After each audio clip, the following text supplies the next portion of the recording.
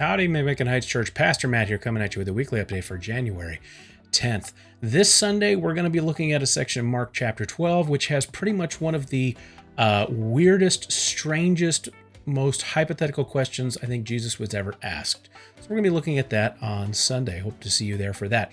For the Pastor's Corner this week, I have to ask the question, who is my neighbor? Who is my brother? These are questions that have been asked by Christians throughout the generations. And, I've asked them myself. And if I'm honest with you, which I always try to be, right?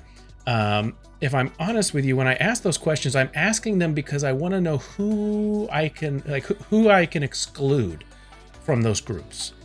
Who is not my neighbor? Who is not my brother? Who am I not required to love? Who am I not required to be the servant of? And I want to kind of whittle that list down to the smallest list possible. And as a church, we need to not be whittling. We need to be expanding. And so, we have to avoid the trap of viewing everybody as our neighbor, because the trap of viewing everybody as our neighbor is that it can lead to discouragement and just futility. That I can't love everybody, so why even try? I can't be the neighbor of everyone, so why even try? Or, I've lived next to these people for 15 years and I haven't spoken to them at all yet. And so now I go start talking to them now, and they're going to ask, why haven't you talked to me in 15 years? And be like, well, because I didn't like you, or I didn't want to, but now I do. It just doesn't seem genuine.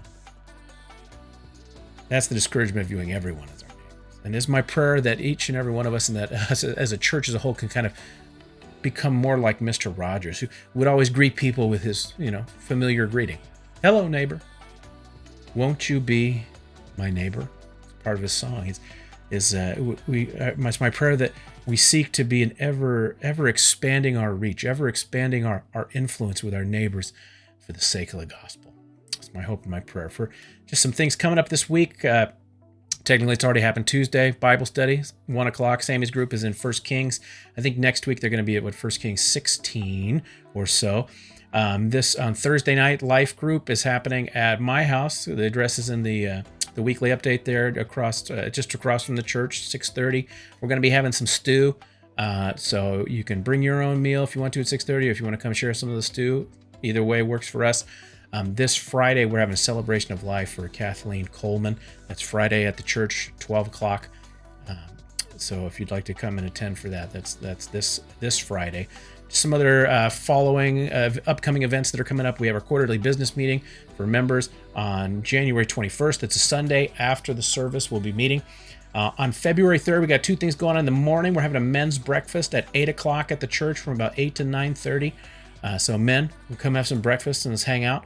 And then that evening, Saturday, February 3rd, in the evening at 6 o'clock, we're having another movie night. It's the first Saturday of the month. That's when we're doing movie nights. And we're going to be watching the Lego movie. And so we'd love to have you come and join us and get to know some of your neighbors in the community and enjoy each other's company and watch a fun movie together.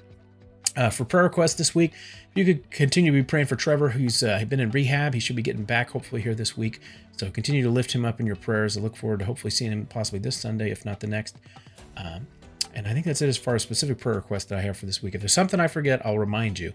And hope you guys are having a great week. I look forward to seeing you on Sunday. God bless.